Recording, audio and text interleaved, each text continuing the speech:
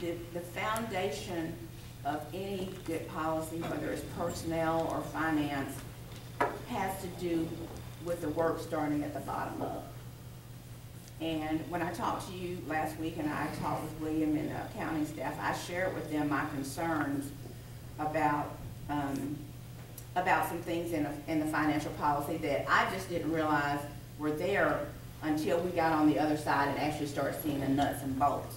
That's good. And when I talked to William and the accounting staff about accountability, and we talked about the purchasing policy, how it was explained to me that when bids come in now, they come in daily or every other day as Terry puts them out, and then they let the bid go out, and that's a trail of paperwork that happens.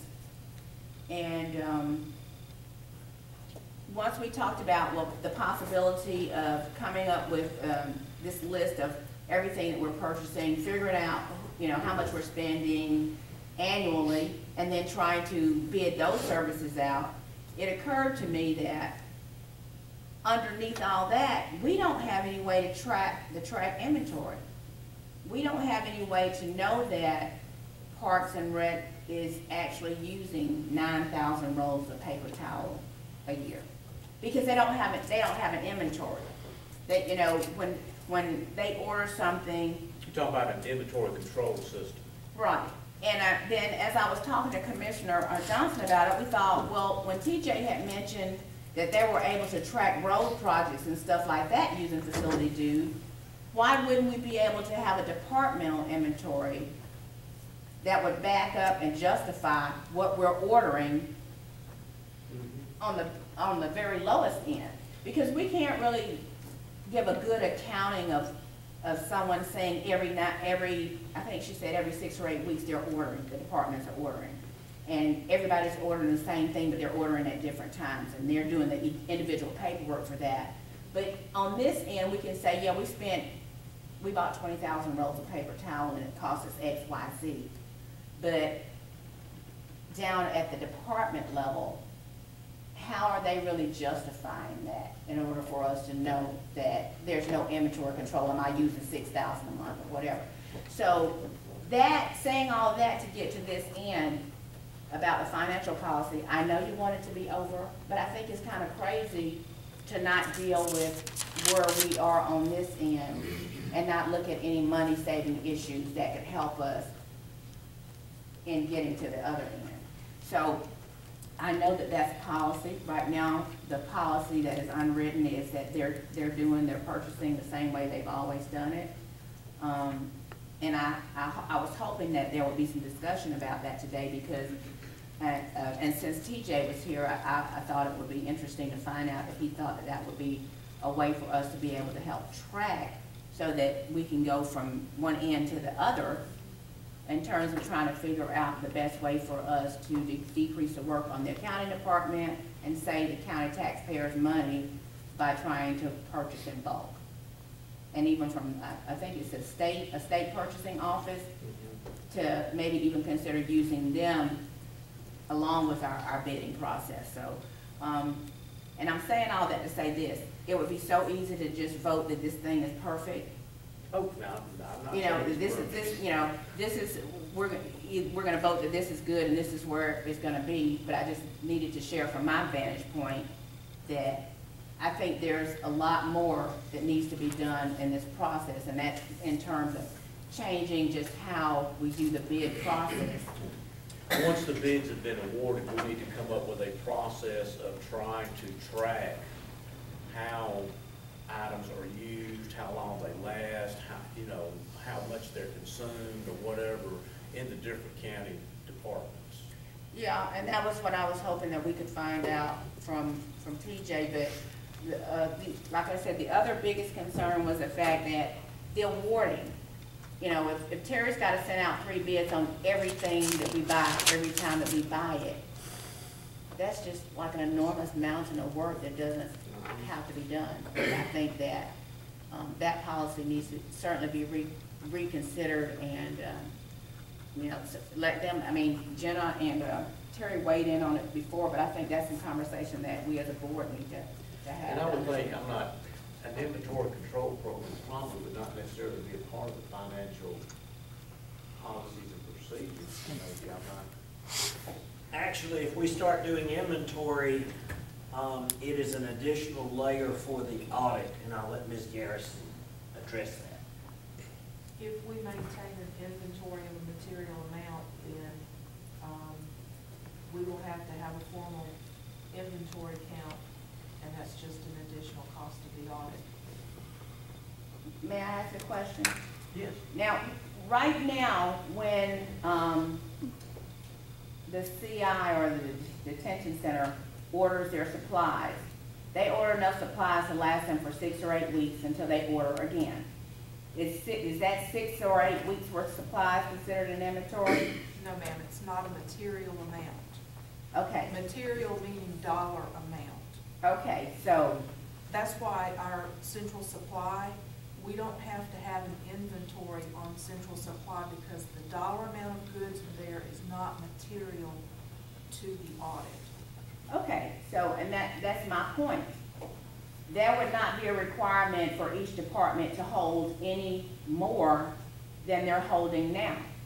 If we decided that we're gonna look at all the cleaning supplies we bought for the past year, and it was $90,000 worth of supplies, and we put that order for supplies out to bid, and someone came back and said, yeah, I can do this for $89,000, or I can provide you $90,000, estimated $90,000 worth of services, but each one of these supplies that you've been paying 89 cents for, you're gonna pay 79 or 69 cents for. You put the bid out, and when it's time for Park and Rec or Public Works to get their supplies in 6 weeks' time, they're delivered.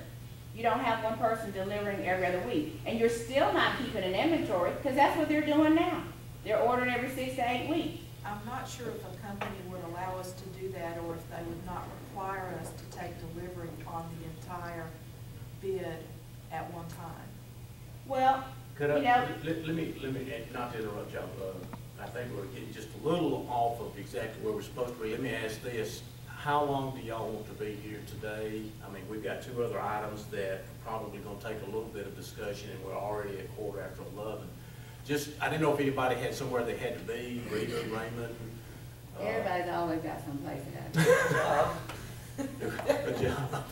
No, but I'm open. I mean, I can, just however long we need to be here, but I would like to wrap it up. I'd like to get through with the financial thing anyway, get through with one thing. Well, I mean, we really need to get through all 3 of them, but anyway, I think I follow where you're going with that, and I don't necessarily disagree with you. I just wondered whether maybe that's something, if you and Jenna could get down and sit down and maybe kind of get your questions answered, then come back to us or something like that. I mean, I don't know, I was just trying to figure out a way to Well, let help me us just move share along. this with you. I've had this conversation with William, and I had this conversation with Jenna, and this is my gist of the conversation that I had with them. This is the way that they've always done it, and they seem to think that it works okay. But in Gwen's mind, the taxpayer's not gonna come back to Jenna and Williams. The taxpayer's not gonna vote for Jenna and Williams. And when something doesn't work or we don't save money, the taxpayer's still not gonna come to them. So if we made a commitment to the taxpayers last year when we got ready to do the budget, that we were gonna try and seriously come up with some money-saving measures that we could measure, then, you know, when are we gonna do it? They're not really wanting to do that.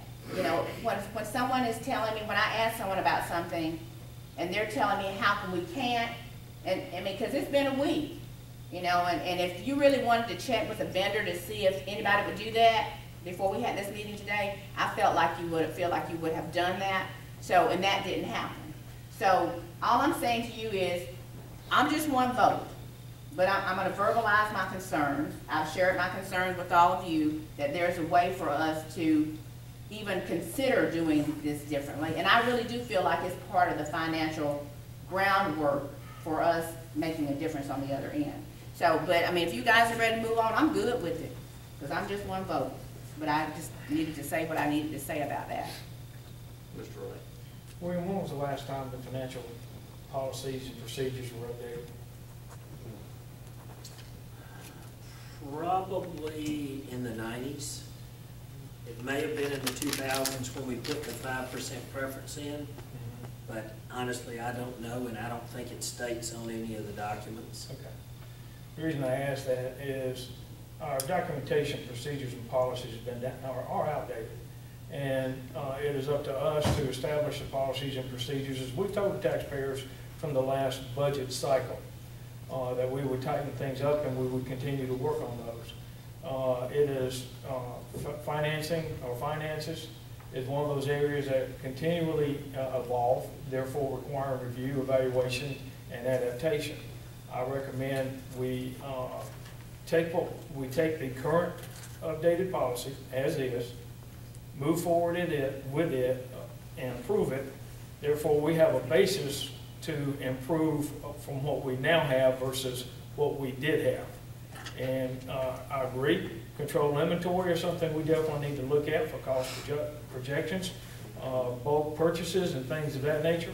But we need to move forward. And I think adopting what we have and continually and evaluating it, working on what we have identified in here today will accomplish what we need to be and what we need to go. So with that, I will make a motion to accept. Well, we're just, We're just- it's just for Right. discussion, yeah, we're not here to make, this is just a workshop for My discussion. mistake. No, it's a mistake. And we can put the blue language in, or with the changes that have been suggested this morning and put it on the March 3rd agenda. But we could take the blue language and add the consisting of for the local counties, and I never got a real sense from the board of whether or not we wanted to add any other counties to that list. I just asked a question, why you would leave Henry out and put Upson in.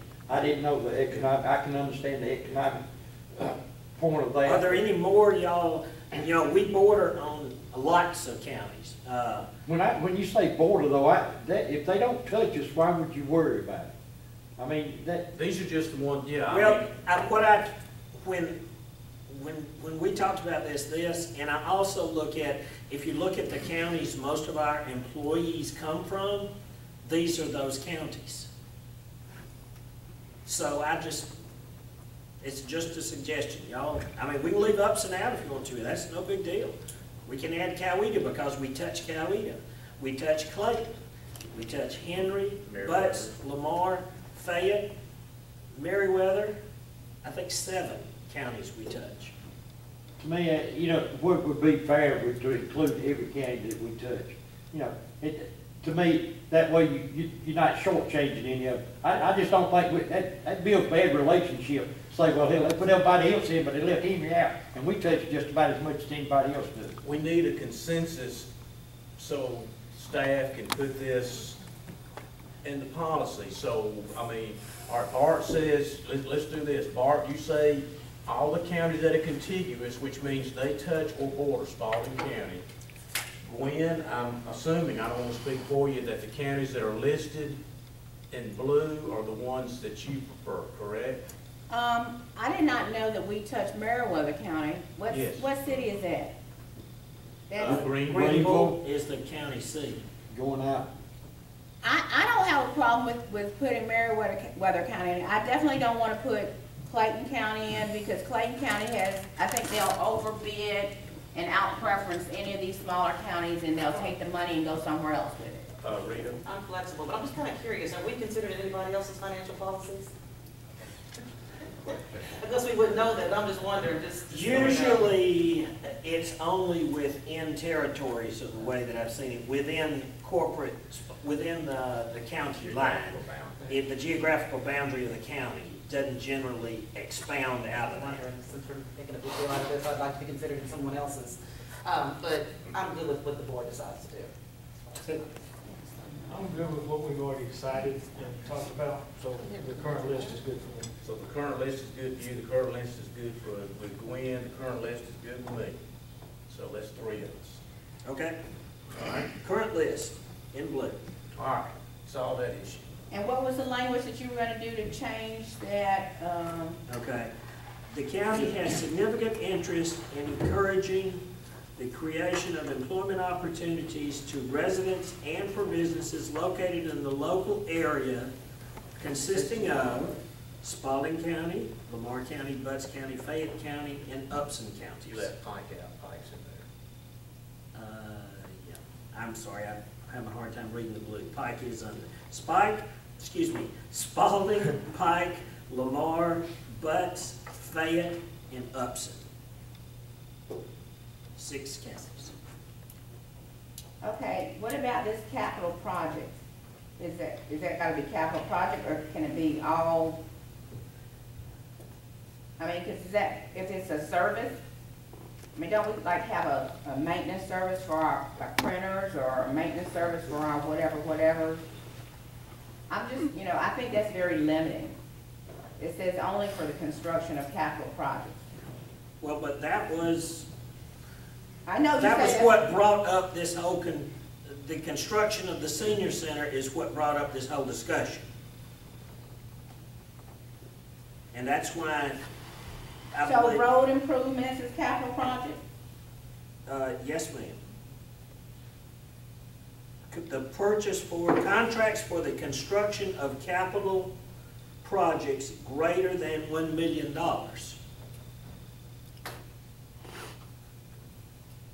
That would be a building, that would be building a road, that would be, what else do we do? A bridge, of course. It's gonna be very big. It's only gonna be the great big stuff, And which everybody, comes to the board. yeah, everybody is good with it starting at $1 million. I'm good with it. Commissioner Ray, Commissioner Miller? Not getting an answer, Commissioner Johnson? You would prefer that one, Laura? What dollar amounts are we talking about? I mean, it's,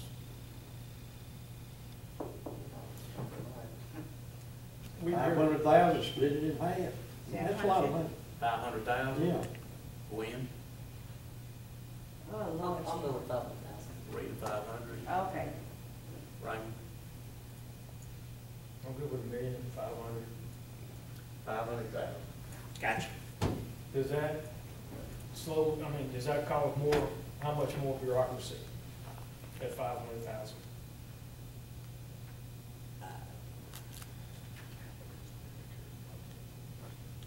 Tablespoon, shovelful, bucket load. It's not, because it's, This is just a land. Like that? All right, 500,000. we're okay with 500. Okay. 500,000. Cool, making progress here. Okay, now, Commissioner, I went back and looked at the August retreat, and the August retreat was where we went through this thing painfully, page by page, item by item, for it seemed like 2.5 days. Board at that time gave consensus, and that's the way it's written now. Commissioner Miller has brought back some changes that he would like to see, particularly dealing with limits that the county manager has for purchasing. And so I'll let him address those if that's where y'all want to go. Now, technically, y'all have given consensus to the numbers that are here, so I'm just telling you. We made consensus to a lot of stuff, we've come back and changed it. I met with some people back before the first year. And brought these folks, they taxpayers. And they are people that have a problem with the way the county spends money. So I met with 5 people, and we sat down and went through these financial policies of how much money you could spend and stuff. They can't see why we're increasing the amount, and I'm not down on William. They think that the responsibility should be the Board of Commissioners. We set the limits on it. We tell him what he can spend. So they elected us to look after their money, And that's what they're doing. They're saying, you know, if y'all don't want to do the job, y'all just need to step down, let somebody come in and do it that wants to do it. Okay, you questioned whether it was legal for him to call us by telephone. I'm not saying that we should call a meeting every time something goes over $10,000, because that's the way it's wrote in here. But can he legally, Jimmy, he legally call three of us? Well, he can call for it, but that's not a legal meeting, and if you're gonna require that it be approved by a quorum, strike that by a majority of the board, then you're gonna have to have a meeting. You cannot vote over the phone. Right. Well, we meet twice a month anyway, so I mean, it ain't something that couldn't be put on hold till the next meeting unless something was real urgent. And if it's real urgent, you go call a meeting anyway. All right, does everybody understand what Bart's asking? Changing the 20? Everybody's got a copy of it. I gave a copy to Changing everybody. 20,000 to 10,000. All right, so Bart, you want to change it to 10. All right, Gwen? I read now, I'm just trying to figure out. I'm gonna keep it at 20,000 because I really don't feel like meeting, I think, you know, he's hired to do a job. Okay. You know, I'm sure we'll even handle and manage $20,000. Raymond? I make a comment now. I got Okay. Bart's paper. I kind of agree with Bart, and the reason I say that is because when I sat down with William and Jenna last week, and I realized that there, you know, if a department wants to purchase something, and it does not have to have commission or board approval, if it's under $20,000, or if it's under, I think she said $9,999, they just purchase it, and we don't know about it. And when we sat here in our meeting, and I'm sure that I was the only one, and when we asked how they were going to spend the money to fix the carpet in the library, I didn't know we had a fund for that, and I didn't know it was budgeted for that. So is it my fault that I didn't know those teeny tiny intricacies, that we didn't have to get permission to spend $50,000 for carpet or $20,000 for carpet? Or what's gonna stop someone from buying 8 or 9 of something that costs $9,999? Because we'll never know it. So where's the accountability? So, you know, I don't want, Well, I mean, it would have been bid out. This was bid out through the state bidding process, the carpet with the line. Well, the carpets, that was $50,000. Yeah. So that would have come to y'all regardless. It's just the funding we did through the We had the capital money, projects. we didn't know we had the money. I think. You didn't know you didn't, okay. yeah, You're telling me you didn't know you had a capital projects general fund? no. Well, I didn't know we had $50,000 in there. I mean, you know, that's just something. I mean, hey, there's a lot of things I don't know, and I'm not gonna sit here and say, you know, you gotta learn by experience. I learned by the budget about people getting pay raises. I'll never let it happen again, I can guarantee you that. But, you know, there's things that you learn from experience. I learned the hard way. Well, I don't want to be learning the hard way. All All I'm saying is that, you know, if there have been times when, if it were necessary for William to purchase something, that he can at least let us know that there were some purchases. But I think by law, anytime that you ask 3 commissioners something to figure out what we're gonna do, at the next meeting, you're supposed to vote on it. And I don't think that happens. Am I wrong on that, Mr. Fortune? Well, I mean, if it requires board approval, calling 3 commissioners on the phone Does not, does you know. not amount to Yeah. board approval. Yeah, well, so, but I'm saying that if that's the case, then, I mean, when he's gotta purchase something, courthouse, jail, bridge, causeway, I don't know what the system would be. I would really like to know it when that's happening. I What mean, dollar amount? Yeah, that's what we're trying to get to. I mean, that's why the 20,000 is in there, because we spend that, Because when did it first 25,000 and we went from 25 to 20? it was 25. That's what I yes. thought. We dropped it to 20. So just give me for example, what have you approved purchase on for under $20,000 that you can call off your top of your head this year, William? Was it the board? No, that's 80,000. That No. came before I us. mean, Jenna approves purchase orders daily. I mean, I don't know, what have you got sitting on your desk? Today, dog food. That's not $20,000. No, what I'm trying to. Most of that stuff was put on bid though, it was put out to bid to start with though. They're just filling something that they did. We're talking about something that's gonna come up, wasn't put on bid, put out for bids. Something that's not budgeted? Right. See, that front piece of paper, that's what I asked. Anything that is not put on bid, when we do the bid in July the 1st, we approve the budget then. Anything that's not in that bid thing would have to be, anything over $20,000 would have to come back before the budget Board of Commissioners to be approved, instead of you spending $20,000 or $19,000 here, $19,000 down the road. If it was $20,000 spent a year, anything after that would have to come before the commission. If it wasn't but $500, it goes over that $20,000. Okay, that will slow things down considerably. Well, this. If they wasn't in the budget, though, it should have been. No, In the budget. I don't understand what what have I bought, what have we bought not in the budget? I didn't say. I'm just saying.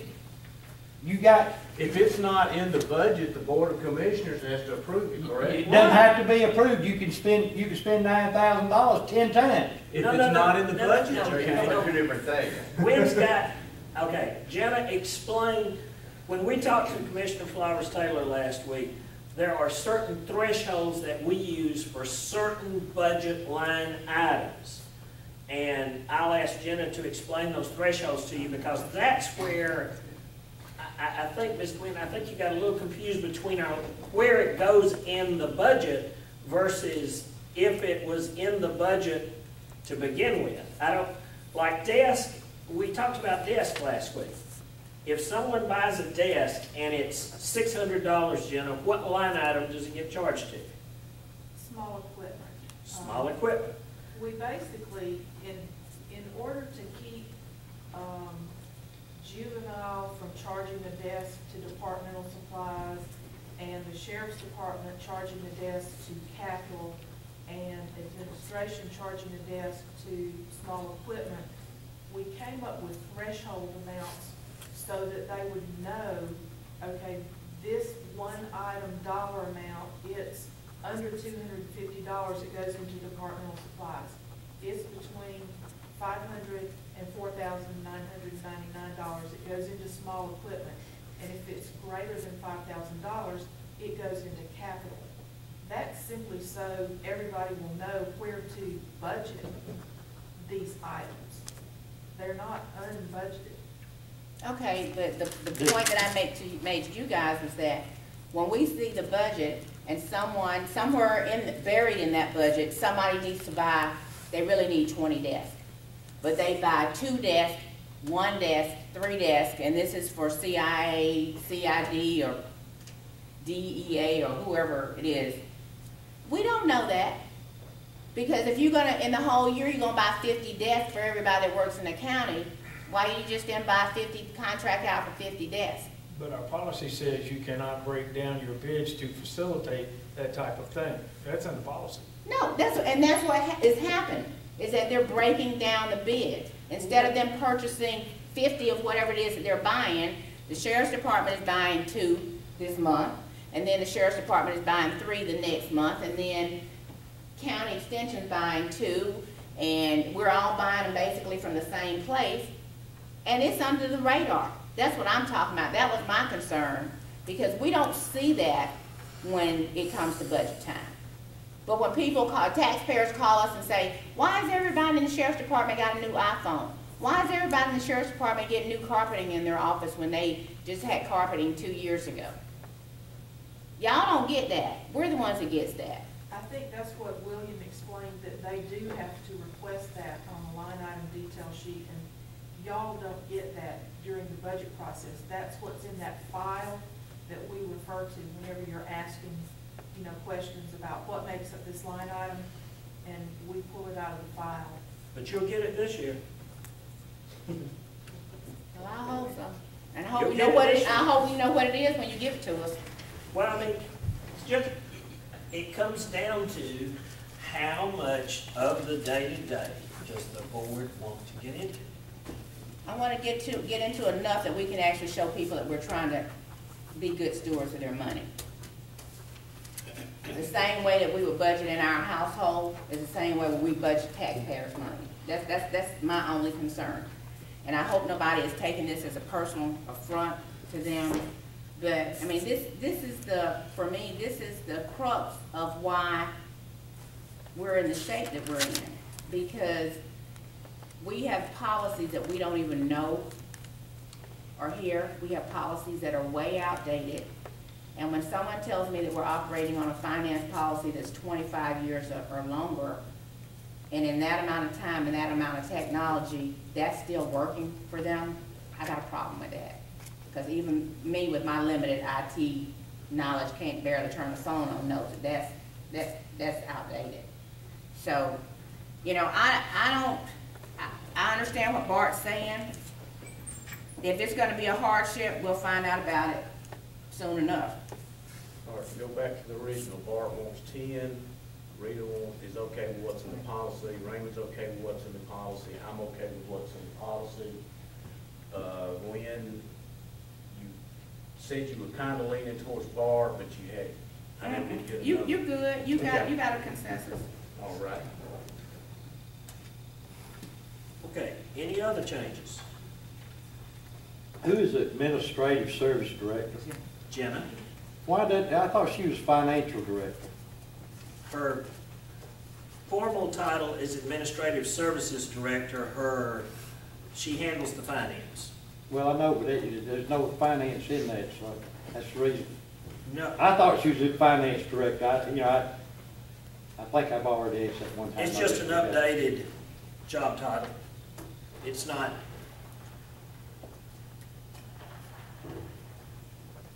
no duties have changed. I mean, it's an updated job title, and we did that when we put IT under Jenna, and we put Budget, purchasing, risk management. risk management, all those kind of things under Jenna.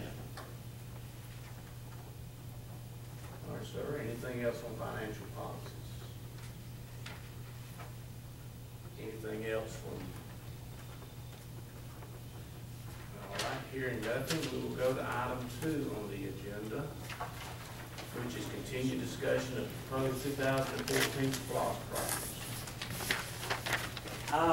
Upon direction from the board, I sent Mr. Smith, did he leave?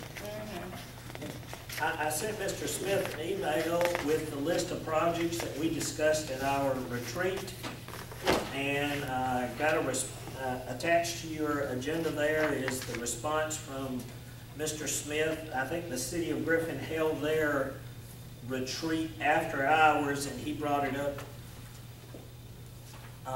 brought the projects up.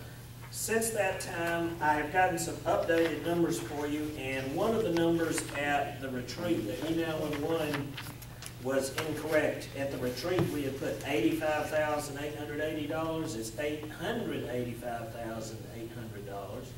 And since that time, the fire department has come back with their cost estimates for fire stations, fire apparatus, and squads. So those have been added, and the new grand total of projects submitted is $87,710,000.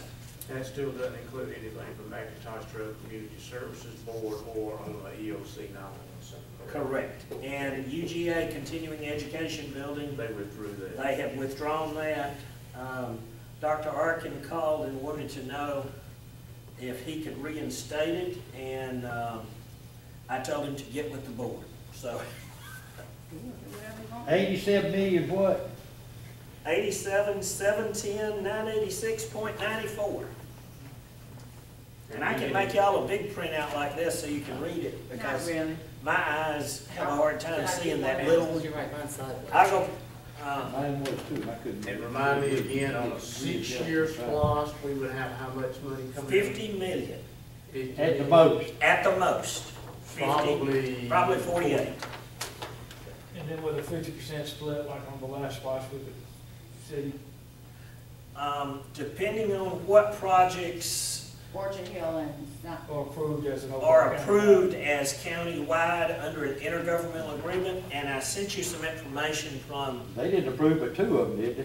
Just said it was countywide. I think the city only said one, I believe. Oh, was there one? They said maybe the sirens and then. Well, they said the sirens Sirens were were out of date. out-of-date technology, which Right. we understand, but, and then the other thing I think was the Payoff of the bonds on, no, that was in Floyd somewhere. I think the city,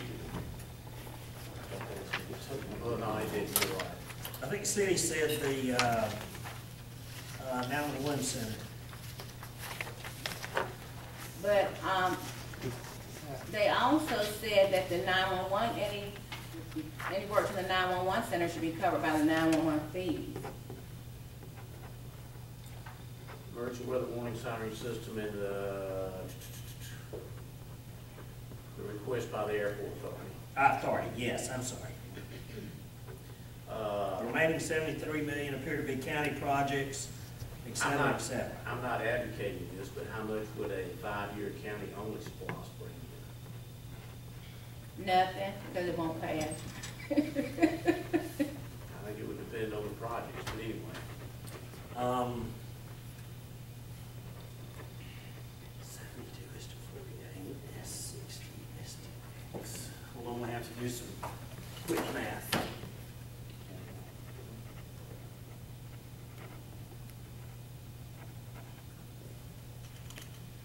William, you weren't at that meeting that day, were you? No, ma'am.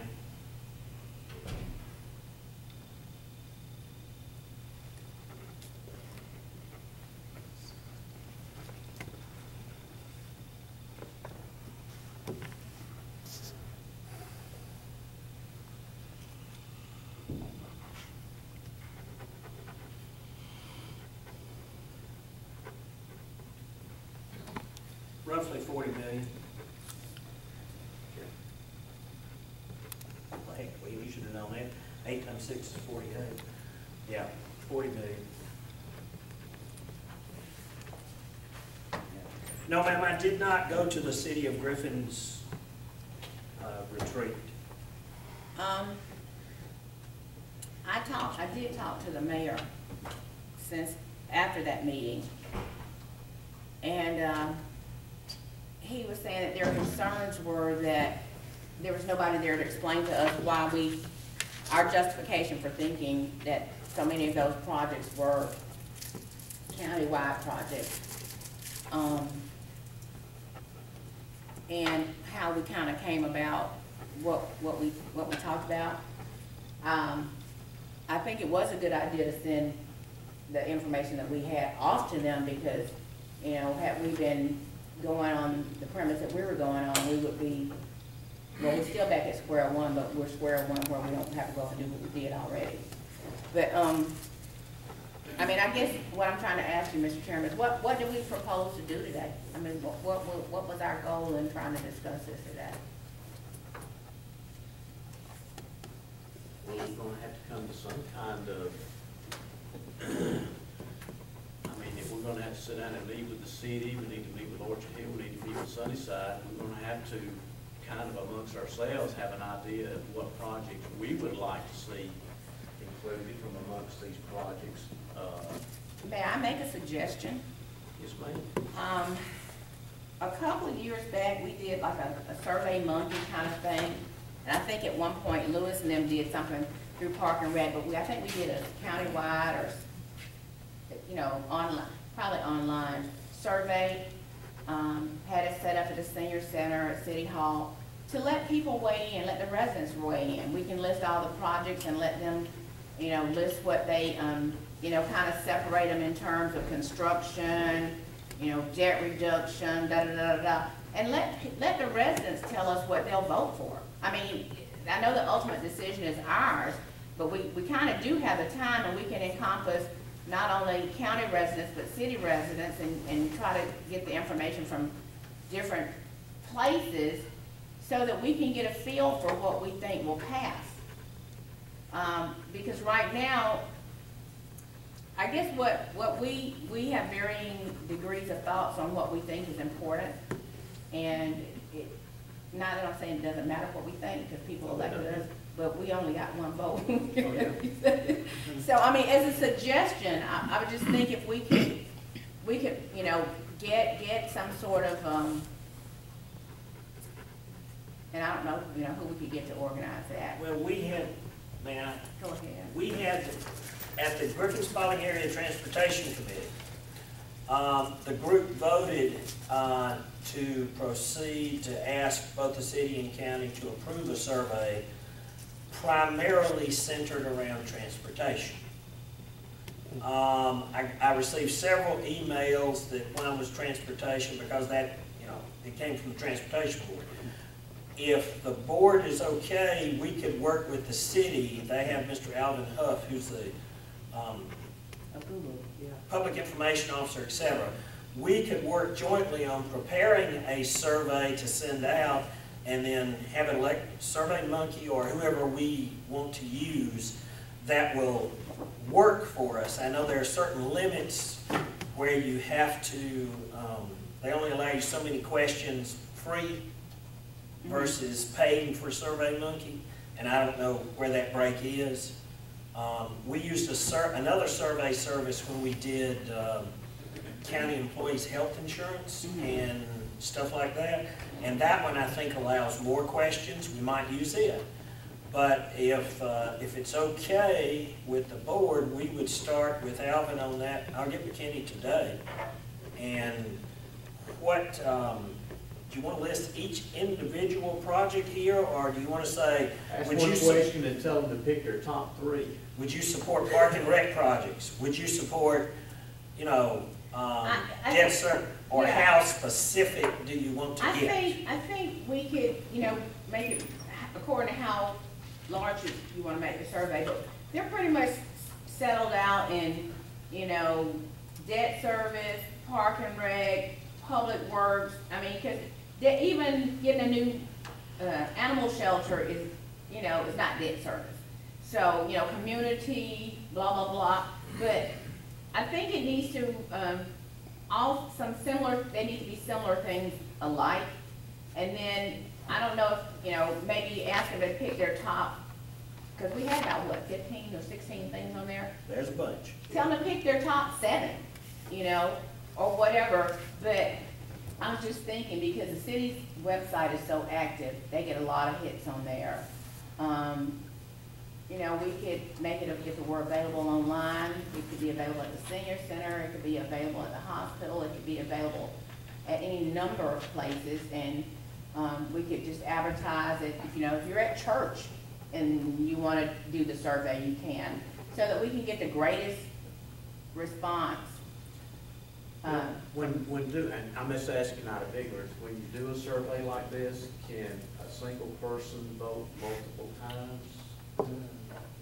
Oh, I don't know. Normally it's trackable by either name and/or computer. I mean, I was just I think it curious. is I don't know. trackable, but I'll have to get with To find out how it goes like that. computer people, because I think, I mean, somebody You want every it time they walk in anonymous. and out of the senior center, walk up to the computer and vote. Yeah, you want it do that over the anonymous. next 3 months. Yeah. I mean, that's- so, I'll find out. But, Because you would want only, you only be able to vote once. yeah. But I think we have enough time to do that, and that might give us a better grasp I think that's on- good. That's a great I idea. think it's very on what good. we can do, because whatever we have, we want to have projects that we think, will pass, first of Yes. all. And secondly, if we can do something and get the city's permission to do it, they can get a better idea of what municipal citizens want to see in terms of what the projects they're planning. Right, because they have their own list, and we can, Yeah. the first question, are you if you're a city resident, go here, and it gives you and if you're a county resident, go here, and it gives you 2 separate lists of projects. Yeah. The city one includes the city projects. So I don't know if we need to parry our list down. When I talked to, I want to keep saying Mayor Todd, Commissioner Todd, she is an advocate for the swim facility. And as we began to talk about it, basically the conversation ended up with, well, yeah, we certainly could support something like that, because we have a pool already that we really spend a lot on. But, You know, why are we gonna get 2 new basketball courts? Why do you need a gym on it? So I'm just kind of looking at whether or not there should be some discussion on our parts as to whether or not we could make these requests more efficient. You know, some of the things just cannot be done. There's just, you know, I love the animal shelter. I think it can be better. Can we afford to build a new one? Probably not. Is that high on somebody's list? Probably to the dogs out there, yeah. But, you know, is there money that you can put out there to make what we have better? So, I mean, I don't know how flexible the list would be, but it would certainly give us an idea as to where people are leaning. Because everybody's got their own little pet projects that they want to have done. In these pet projects, they need to know, be aware that some of these pet projects are gonna cost you taxes to go up too. They gonna vote on some of this stuff that they want, and it's gonna cost you tax dollars to go up. Aquatic center's gonna cost you an arm and a leg. You know what? I'm gonna need for you to take your pill next time you come. Well, there are maintenance and operational costs. I mean, down here with the fire department, I've said before, you know, we can build fire stations all day long by trucks. But then you That's gotta the have cheap firemen, part. trucks. That's the cheap part. The high Yeah. part is that those 20 firefighters it takes to staff that station 24/7, 365 in perpetuity. And utilities. And, you know, we look, a lot of this stuff that we look at, you know, if somebody's asking for, say like the animal shelter, ask for a new facility, there's nothing in their plan that considers using solar. I mean, oh my God, I'm sorry, guys.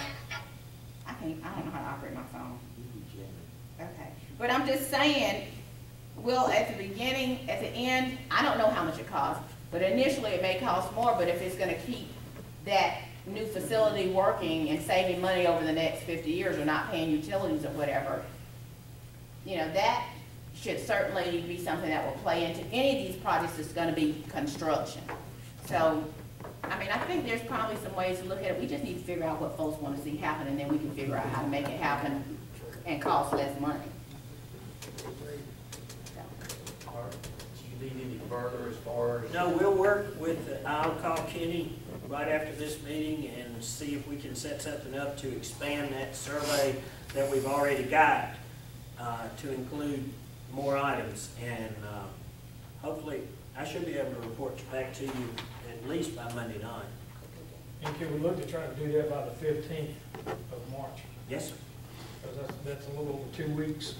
Because the question the city had on that letter was that they have several projects, but until a determination is made as to the approximate amount of funds available for city projects, we cannot prioritize projects. Right. This will allow us to move faster to get there. All right, anything else on supply? Previously, the consensus of the board was to go for a 6-year SPLOST. Are we still, that's the ultimate goal? That's is if that- we go with the city. Right. Well, in order, you have to have an intergovernmental agreement for a 6-year SPLOST. Yeah, yeah. If not, we're limited to the funds. If you're not, you're limited to the 40 million, and then, you know, then you split it by population. Yeah. So I'm going into this survey with the anticipation that it would be a 6-year SPLOST. Yeah, to me, I think Orchard Hill and Sunnyside should be talked to before we even go to city, because we need to find out what they want. Well, by the law, we have to have a meeting where everybody presents their projects at the same time, and we usually have it here. And Orchard Hill will get up and make a presentation on their project. Sunnyside will make a presentation on theirs. The city will make a presentation on ours. On theirs. We'll make a presentation on ours. And then the number crunching, intergovernmental agreement, this project, that project, that's where all that. And then there's a time limitation that you have that intergovernmental agreement must be done, and that's in the calendar that's attached here. So there's a formal, once we have that meeting, it sets into motion a time frame that must be adhered to. So if we do all this beforehand, hopefully we can speed up that process, because it's a short, I think it's 30 days in Fortune. You only have 30 days to come to that agreement and fix everything, so. So we need to have a lot of informal discussion before we get to that. And I mean, the See, Sunday because- night, go ahead. Like y'all said, this board is not even on the same page as to what projects you want. So, and I know the city has a couple of road projects and stuff that they want to do, so, just figuring out what they think is appropriate and we think is appropriate to go in a survey, I think will be important. County has several bunch of roads they need to pave too, they don't do well, tear them up and make them dirty, you know. All right, anything else on the SPOS? All right, continued discussion of draft personnel order. Let me go get Bill. Okay.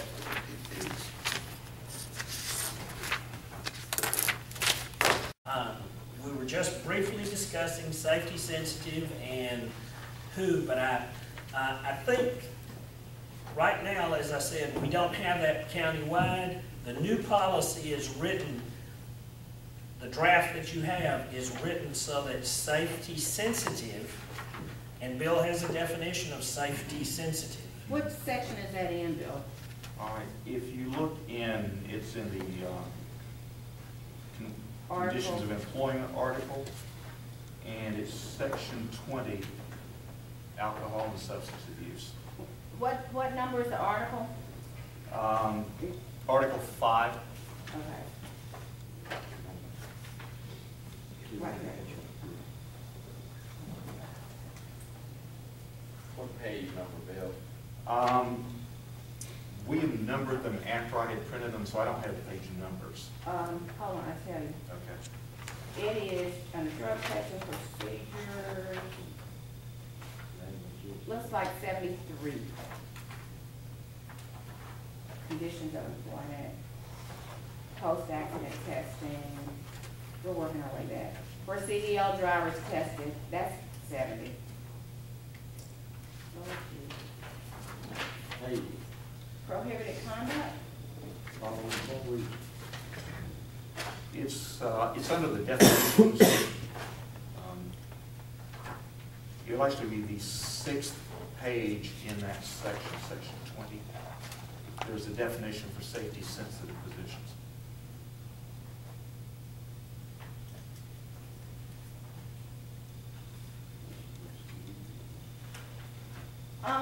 Why, I guess what I was gonna ask is, why is it that we felt that it was necessary to test people who were only driving CDL vehicles? Because that's a vehicle that contains, is it a certain axle size or a vehicle that can have more than 6 passengers? Yes, ma'am. The CDL, the standards for who you test under CDL set by Department of Transportation.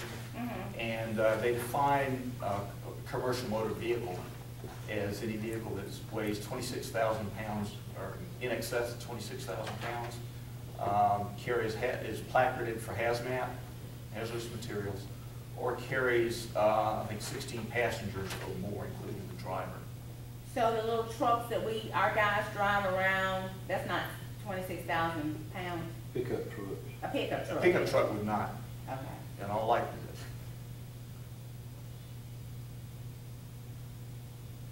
But if you were driving a pickup truck and you were the person that went out to check to make sure that there were no hazardous material, or if you're the exterminator who drives a pickup truck. Well, hazardous material. That's what, according to your article now, I'm just saying. Hazardous materials would be gasoline, flammable liquids. Insecticides. Well, not insect. I don't think insecticides for CDL.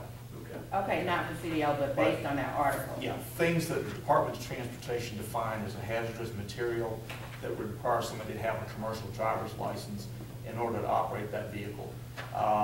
Explosives, dynamite, things like that. So you could be handling those pieces of equipment and still not driving a 26,000 pound truck. Did you say 2,600 pounds? What did you say? 26,000. 26,000. Oh, okay. That's 12 tons. 13 tons. Okay, but you could still be handling hazmat, but not driving a big truck. Or is it only if you're driving a big truck and handling hazmat? If you're operating the truck, if you're driving the truck and it is carrying hazardous material, as DOT defines it. Okay, yeah, so that's not good enough. So safety sensitive position covers a lot of ground. As we're redefining it now, yes. Okay, because I'm looking through section, it's A through G, and Yes, ma'am. it pretty much covers everybody. Yeah. What page is that? 64. 64.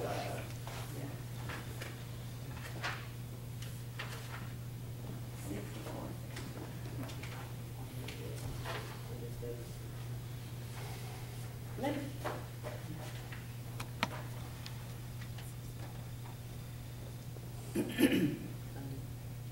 And the reason we ended up getting this article, guys, was because when we were talking about this, I was saying, well, why don't we just, everybody get screened? Because we were talking about purchasing drug testing kits and how much we were paying for them, and I'm like, And by the way, I gave you the incorrect number, I have the new numbers. okay.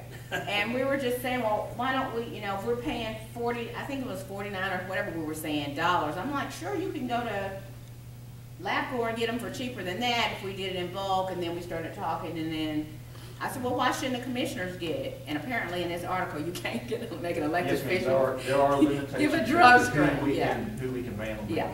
do, because, So, yeah, that's kind of the how we got to Constitution talking issue. about this. so. But we are a drug-free workplace, aren't we? Yes, ma'am, yes. Because according to here, it says that elected officials and county manager can be drug tested. But not according to the law. Not, So that's gotta come out, right? Well, I guess we need to Well, figure, where's it at? it says, what page was that, honey? It's online, it's 64, F. Where? Any You other can see how position that- identified by the county manager or elected Identified. official? It doesn't say that, it's Identified. identified by them. Yeah, It's not saying that. identified and recommended to the human resources director. Do you think that that statement in section F, because, I mean, the human resources person and the county manager would look at each job and define whether or not it's an area of concern, right? I mean, you would kind of go through and say, okay, the secretary here does drive this truck, but what she's doing really doesn't endanger anybody. But the person working next to her who drives a truck with whatever, may come in contact with the general public, or whatever it is that they're doing may in fact be a security danger to the county. Anybody that drives a vehicle, Any- make him do it whether it's secretary or what. If we look under the same policy. letter A, anybody who operates a vehicle, a county vehicle or a vehicle On county business. on county business, But according to would that be defined article, as a safety sensitive but position. see, according to the Supreme Court case that they cited in that article, that's not. That's challengeable. Because just because you drive a vehicle doesn't make you a safety concern. I'm just telling you what your paper said. Yeah. Right, it, We it can. does get into, there are some gray areas, Mhm. and that's one of the wonderful things about our law. I mean, and I hear what you're saying, that we can say that we feel like it's a safety sensitive job if you operate a vehicle, because you could cause an accident Yes, sir. or whatever, but the question is, how winnable is it later?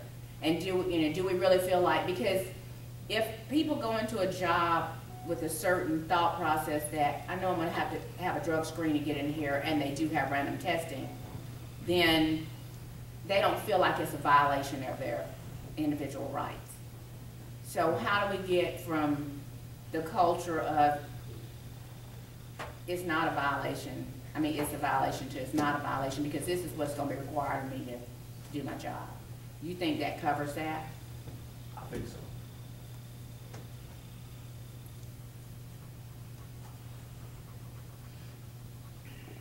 But we just wanted to clarify that the draft policy has random drug testing in it as it is written for safety sensitive, and that is a major change from what we have under our existing personnel policies. We just want to make sure today especially that you wanted that in there and to let you know, the information on what a safety sensitive person was. And I believe according to the retreat, today was the last day for the commissioners to get their comments in on the personnel policies too. So if you had any of those comments, we would welcome those as well. I wanted to ask you about section 13. It's on page 16 of Williams' number draft, and it's under conditions of employment, Article 5, and it's section 13. And it says, it's entitled unlawful harassment. And my question I've written out by it is, when is harassment lawful? Where did you say you were at? It's on page 16 of the number sheet. It's Article 5. 51, page 51 on here. Think so. Oh, wait, oh, that's, okay. Section I was going by this number up here. It's the bottom that you guys are going by. Right. Okay, I'm sorry. Okay, because I looked, I said, what? I'm sorry. Yeah, I wasn't even. 51, So the section real numbers 13. are right here. It's unlawful harassment. It is unlawful if it is based on a protected class. In other words, I cannot harass an employee because they're black. I cannot harass them because of their age, or any other protected class. But, I mean, in a job environment, why would any kind of harassment be acceptable? Well, it's not. We have to define what it is and what is not. Well, This defines what's unlawful. I think what Bill's saying is that I might harass you if you're a Georgia Tech fan and Georgia beat you last Saturday, that's not prohibited. Maybe not smart, but it's certainly nothing prohibited for me joking that Georgia Tech got beaten unless you come within one of these protected classes. Right. Some people would consider that harassment, other people would just consider it Fine. fun, but. And that would be an example of, I would call it harassment, but that would be an example of something that would not be unlawful. Would not come under the definition. Okay, well, I'm glad you explained that, because I was like, I'm But not. you're right, as a general rule, harassment just doesn't work, period, no matter. Yeah, okay, well, I got that question answered. There's also a question I had about fit for duty status. I thought that was very vague. We talked about coming up with some, oh, hold on, let me find my page. Dress, oh, yeah.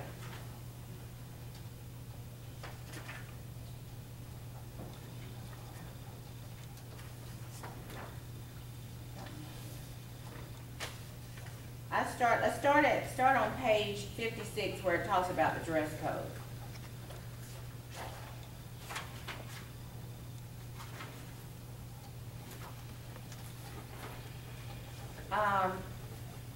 There's comments like, okay, the county's professional image is an important aspect, whether or not an employee's job responsibility to place him or her in direct contact.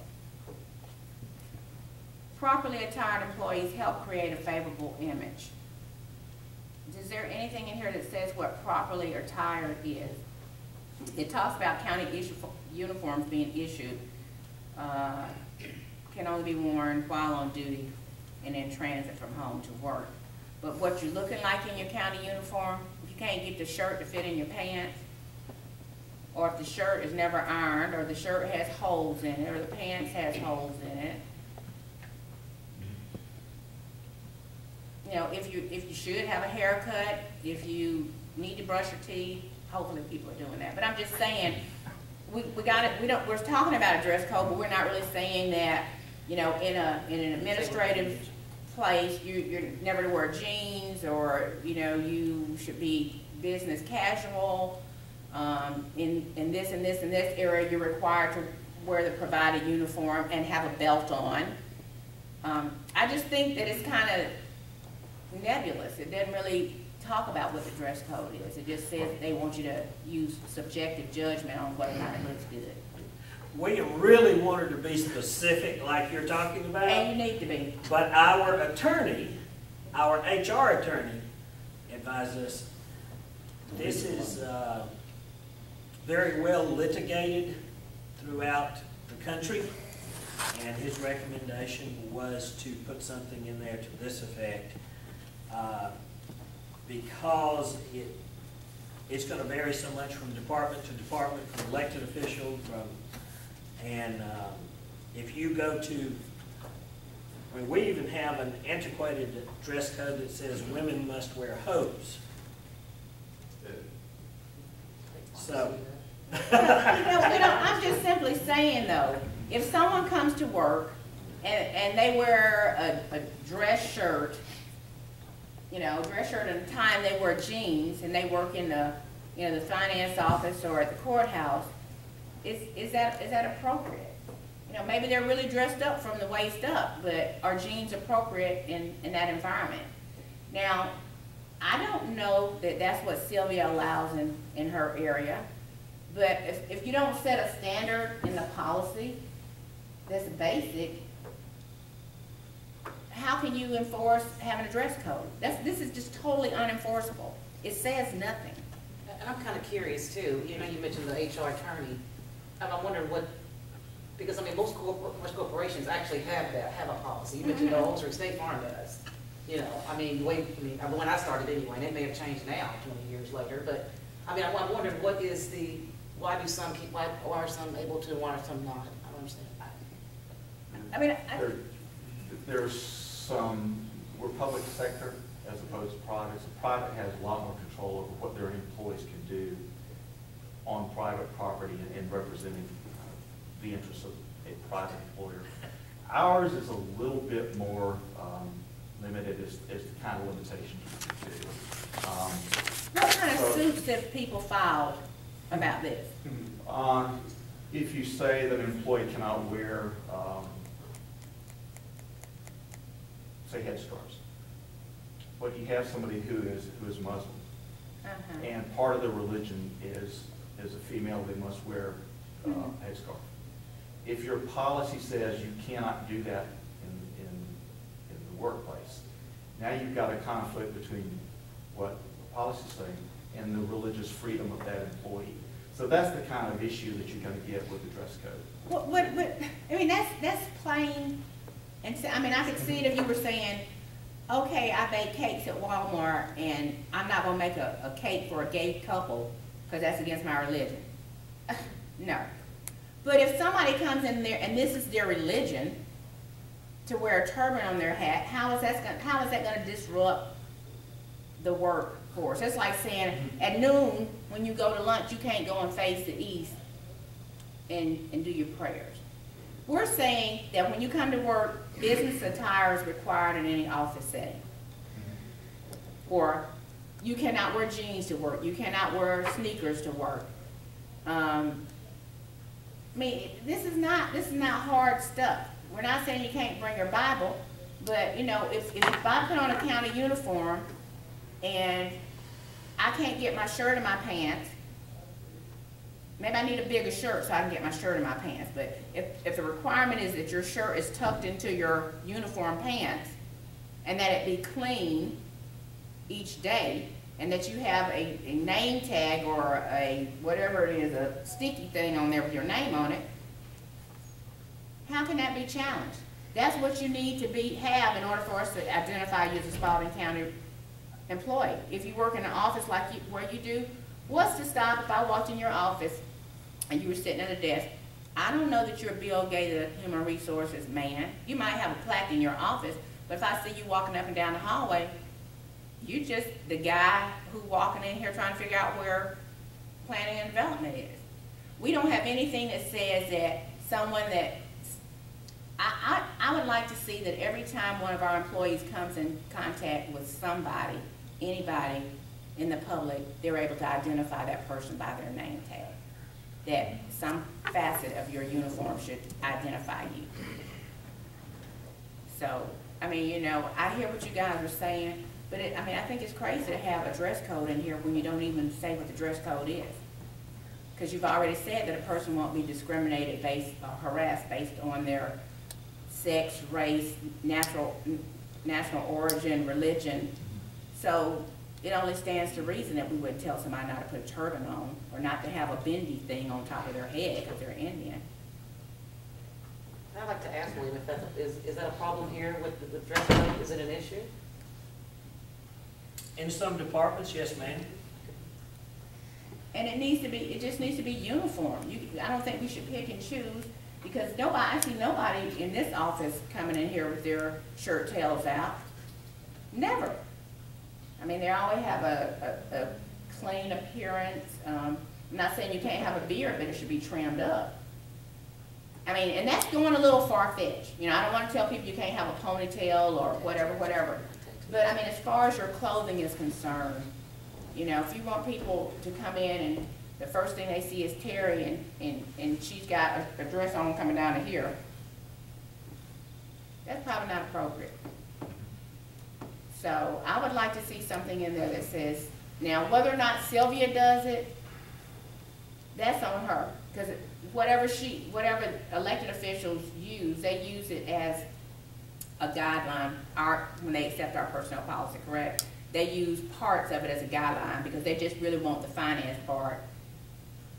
They have never accepted, so it doesn't apply Yeah, to so, elected officials. so for our purposes, it's like, even if you're the administrative person at Public Works, you should still be at work in business casual. Do any of our departments, other than the fire departments, have dress codes? Sheriff's Department, correctional institution, and those are primarily, CI is a state dress code, and sheriff is whatever the sheriff decides.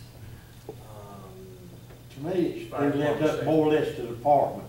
I mean, just like, you know, like safety, recreation, but those people that's working outside, they have to wear steel-toed boots. They don't have steel-toed boots on, they're out of dress code because they have something drop on their foot with a pair of tennis shoes on. I think it should be left up to the department to consider what they would consider a proper dress code for the employees as a safety factor too.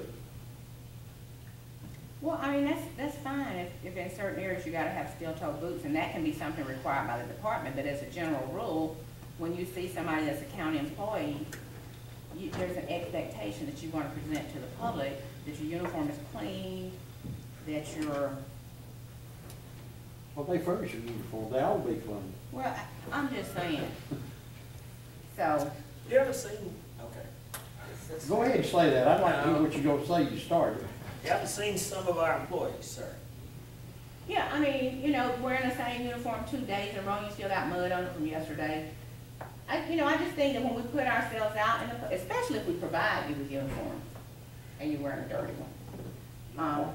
Which leads me to fit for duty, and you know, this is a bad I one. mean, Do if we're gonna discuss something, let's try to, I mean. Yeah, do y'all want more definitive dress code in there? What, that's a suggestion or tossing this out also, and it's kind of follows up, I was fixing to say when Bart started talking or whatever. I mean, different classification of employees depending on what their job requirements and job duties are or whatever. I think you're probably, with some of what you're looking at here, looking more at those people that work in the offices and their interaction with the public. I mean, I don't know whether, if you want to start specifying, you're gonna have to look. If you're administrative, Chipper, I would think that you would come under the same code, dress code as anybody who is providing administrative services. Right. So, I mean, it's whether you're working in the office, you're accountant, you're Yes. William or whoever. But if you have a uniform and we provide you with a uniform, then there's some expectations on how we expect the uniform to look. Right. When you wear it. Yes. And I mean, and as Bart said, if in Public Works you have to have steel-toe boots, then that's a departmental policy that says, in order to work this job, you have to have steel-toe boots. And that most of those people have shirts, the issued shirts with Park and Recreation on them. But do they have their name tag on? Well, That- instead of name name tags on about tags, the they seat. have it embroidered. Oh, but so Because- it's a tag. Because the tags historically have fallen off and gotten lost, and we wind up spending more on name tags than having a little name embroidered across there. Is that thing you got on your neck right there, does that have your name on it? And picture. Okay, so. Every county employee is issued one of these. But do Now, it's they very wear? rare that Bill doesn't have his own. Oh, he's trying to cover his up. Extremely rare. Bill is usually the one in the building that has it on, but I've been wearing it this calendar year because I want to get back to this, to So, employees yeah. wearing And I them. understand. So maybe we should say every employee should have on their name tag? Now, this would be hard for Public Works Right. and Park and Rec and People Water working Department, some of outside. those folks, that, you know, it pops if you get caught on something, Okay. but, you know. And assigned, whatever the assigned name, Well, they have, like I say, most of those. TJ, do you have on a shirt that says TJ today? I do not. Okay. And to be honest with you, budget has a lot to do with this discussion. Yeah, we have not, remember what uniforms and clothing is one of the things we've cut way, way, way back on. And most of the uniforms that they have are older, but the one, when we do buy them, TJ, they say their name, don't they? That's correct. And it says Park and Rec. Right, as a department, and then we're putting names on them. yeah. But we've only ordered, I said, just as an example, the only thing my budget allows for the last 3 years is 2 shirts Per employee. per employee. Mhm. So this, Do you, just in general, so how many employees? I have in my division 20-ish, Parks and Rec, 40 something altogether. But if somebody wanted to order more shirts, I mean, I work in a hospital. I had to buy my own uniforms. And they're what the hospital says I have to buy, only blue and only white. So, but when I want to come to work, I know I need to be wearing that. I know I need to have a name tag on every time I come. So that's just what I have to have to come to work. So I think it's great that we're providing some uniforms, but I think we should encourage people to, they're gonna either watch them every day or do what they gotta do. But my concern is mostly the fact that they have their, because I've seen some people with new shirts on, so, but you're saying we're not putting their name embroidered on them? No. New shirts have names embroidered on them, yes ma'am. Well, I And in just, most cases, titles.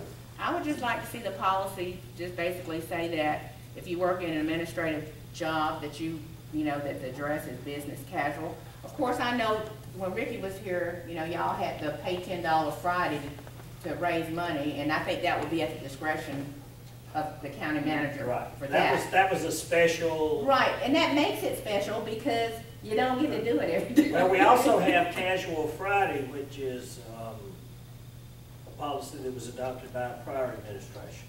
Well, I mean, but I'm saying, generally, 4 days a week or 5 days a week, I mean, if you're gonna have Casual Friday, it should be Casual Friday for everybody. But if you're gonna have Casual Friday, the first Friday of the month, whatever. But it needs to specify that even on Casual Friday, what's acceptable is this, Right. and this. And then, Because some people's definition of casual is a lot different than Williams. Just out of curiosity, William, as it actually is now, how do you handle it? Like, how do you handle it? Like, because you mentioned there's people that don't always adhere, or we have different, you know. It's generally up to the department head to address it, and it's handled first as a one-on-one, and then if they don't adhere, it's handled as disciplinary. So it is being addressed. Okay. so, but it's being addressed, but who's making the standard decision on what, you know what I'm saying? If somebody's coming in and they got dirty uniform on, the department head may or may not say something to them, or they, you know, how do you know? It's up to the department head. That's, Yeah. Well, yeah, but, you know, they might be like you, they might feel sorry for them because their washing machine broke. So does that justify them coming to work in a dirt? But I'm just saying, I trust that the department heads are gonna do the right thing, but if we don't set a standard that is in black and white, I think we're gonna be missing the boat on that. so is the consensus of the board that we want a little more definitive language than's in there now? Probably a wise idea. My opinion. But not to the point that, Yes, sir, go ahead. Definitive, not specific. You don't want to wind up being the fashion police. No, just, you know, I think our folks can judge what business casual is. And, you know, and if the policy says that you know, until further notice, we will observe, what do you call it on Friday, something on Friday? Definitive, excuse me, Yeah. casual Friday. Yeah, Friday. you know, we'll observe casual Friday at the discretion of the county manager or whoever makes that decision. Business Or- casual, if it was a pair of khakis, not a pair of jogging pants. Oh, Yes. no.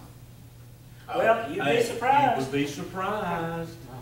Yeah, so you need to define business casual, if we got You'd be folks who think they can come to surprised. work. for Flip God. flops and shorts, you know, Really? t-shirts. No, no, no, no, no. I Okay, was yeah. as casual as you I could think you get. probably need to make it more, define what you expect that to be. All right. We'll work on that one. Now, you never got to fitness per duty.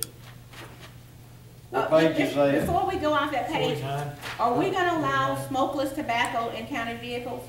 No. Sorry. It says tobacco in the workplace on page 56. Yeah.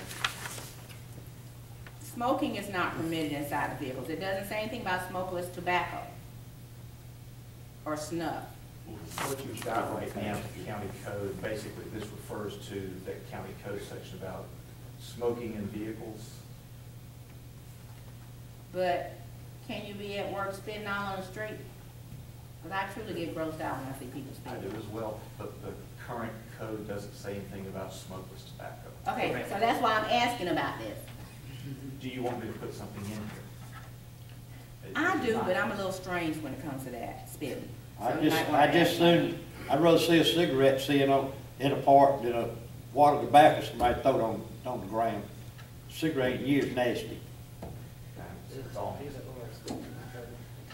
So we need consensus. Okay, so this is just referring to employees while in the vehicle not using smokeless tobacco. No, it says county buildings, county vehicles. Oh, okay. County property. Buildings, vehicle, or property.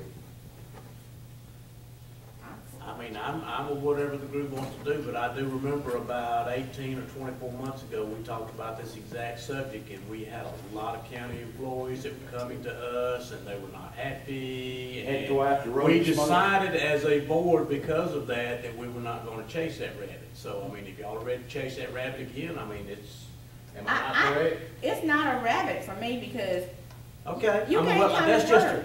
that's just, yeah, why would you if say we're why? gonna go down that road, just forget the rabbit, if we're gonna go down that road, I'm just, as you say, I'm just saying.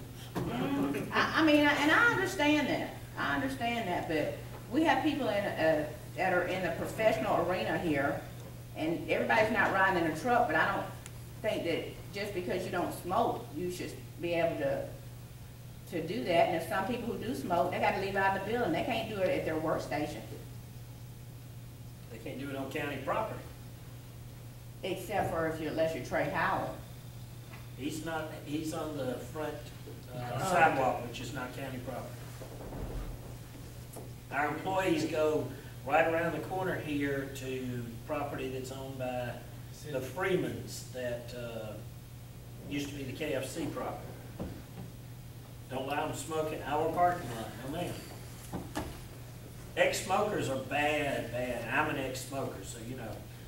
we Well, are- and you can get cancer from smokeless tobacco just like you can get it from smoking. And so if we're trying to make rules and ordinances and policies that's gonna promote healthy living and healthy work environment, then I think, you know, we shouldn't be picking and choosing what we wanna let people die from.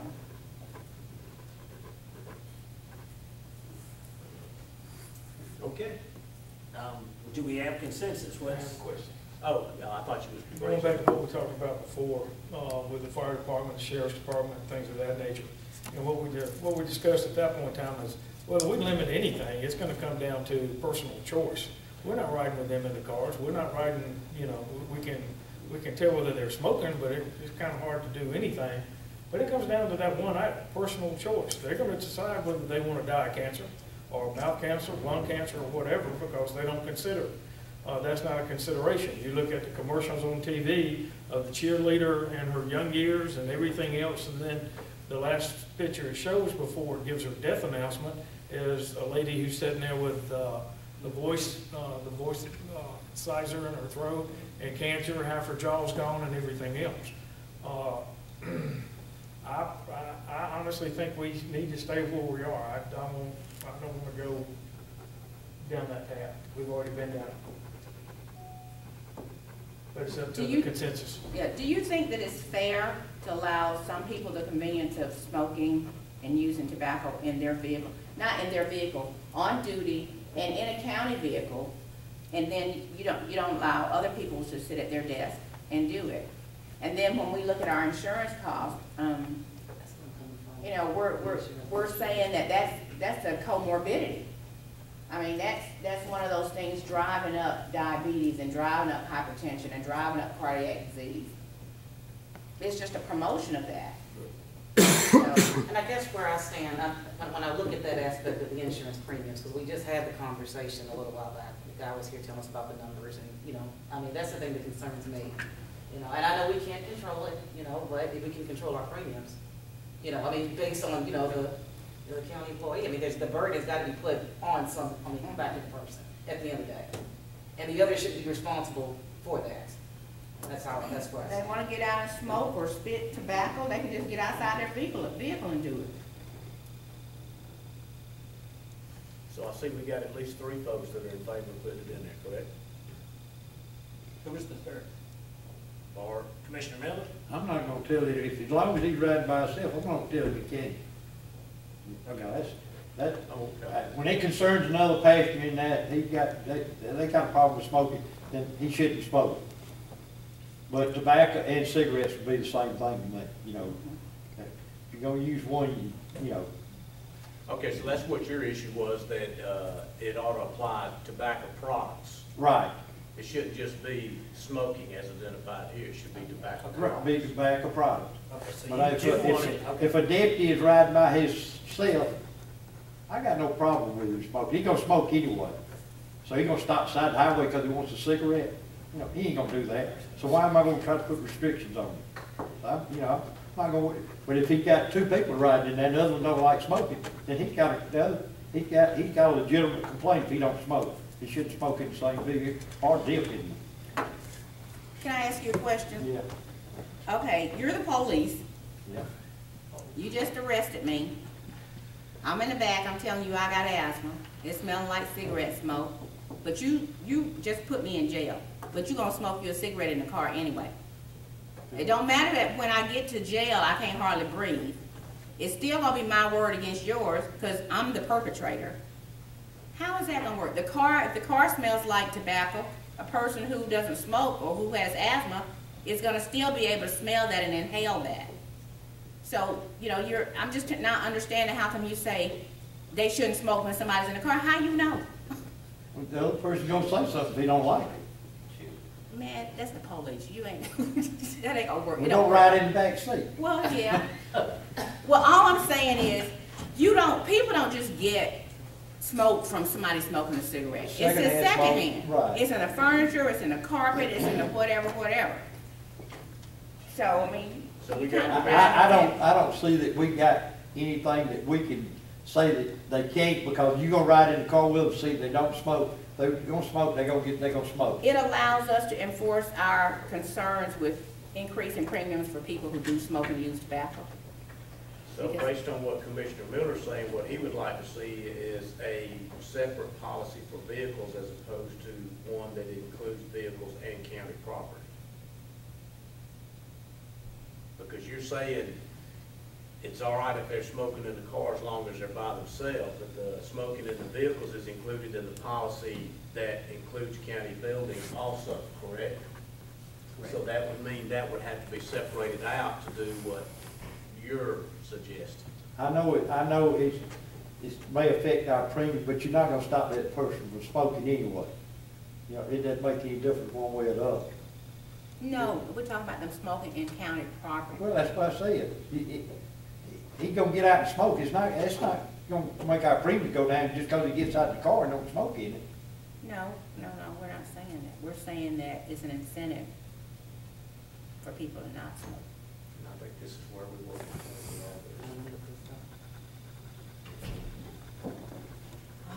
Because at the end of the day, I understand you can't control someone who's going to smoke. Right. You're not going to be able to control any habit It's an anybody addiction, has. just like okay? alcohol. You can't do it. You know, but what we can't control is what goes on in the In our workplace. business. That's what you can't control at the end of the day. To the I best don't know that why you I'm can. gonna say somebody can't smoke, but they can walk down, they can ride around in vehicles and spit all over the place. You know, what's, you know, No, we took it that you wanted to include smokeless right, tobacco right, in the policy. right. Okay, It- the policy currently says you can't smoke in the car. It didn't say anything about smokeless tobacco. It doesn't address I smokeless mean, if you're gonna tobacco. say one, you need to say both of them. Okay, so you're okay with smokeless tobacco, Commissioner Flowers Taylor's okay with smokeless, and Commissioner Johnson's okay with making it apply to smokeless as well. Right. Well, if you're gonna apply to one, apply it to the other. 1, 2, 3. So, okay, if you wanted to allow it in the cars or not allow it? If I can't ride in the cup by myself, I don't know why I can't. You know, that's just my thought. I used to smoke. See, I didn't think that's where he was going. That's what I said to start with. But you can't differentiate. It's either gonna have to be, you can smoke in there, which means everybody can smoke in there, or you can't. I thought there was a policy at one time where you could smoke as long as, Let me as just long as throw this nobody out. else was in the vehicle with you. After our brief discussion, how many people are happy with the county policy as it is written right here? I'm not if either way. I mean, I So we think get if you're this gonna right. put cigarettes in, you need to put smokeless tobacco too. Leave it like it is and just add smokeless tobacco to it. So we got two, and one. What? No, he just said, even though he, Contradicting himself. yes. he Yeah, kinda- y'all get confused. We have to go back and forth. Currently, Martin, you cannot smoke in a County county vehicle, vehicle. period. Do Right. you want to add smokeless tobacco to that existing policy? Right, yes. Me too. Okay, That's two. and she's 3. Okay. Lord Jesus. Okay, All right. now, Bart, that means that if he's by himself, he cannot smoke. Well, Our deal. That's right. Or dip. Or dip. if he or gets chew. caught, Yeah. Okay. Just for clarification, Do I not. hate that, we're talking about smokeless tobacco, but only in a county vehicle. It's okay on county No, no, property? no. But that section will read buildings, vehicles, or property. That's what I was trying to clarify. Yes, we want to add smokeless tobacco to the policy as it exists now. Okay. Okay. That's what, Don't ask any more questions. Just stick it. That's why, as, now that's Okay, all now we're right, fitness smoke for a duty. cigarette in the It's, county. it's Now, actually after, now fitness review. okay. My concern about fitness for duty goes back to our healthcare problem, is that when you have people who are getting out of the What truck. page was that? I'm sorry. Oh, okay. 40. No, 56. Oh, that was That was earlier. That's 40-something. It was 40-something. Fitness for duty, 49. Yep. And William, what does that actually mean? We'll ask Bill, he Bill, what wrote. does that mean? what we're talking about on fitness for duty is if there is concern whether an employee can safely perform the essential functions of his job or cannot. If an employee says, I can't do this particular task because of some reason. Okay.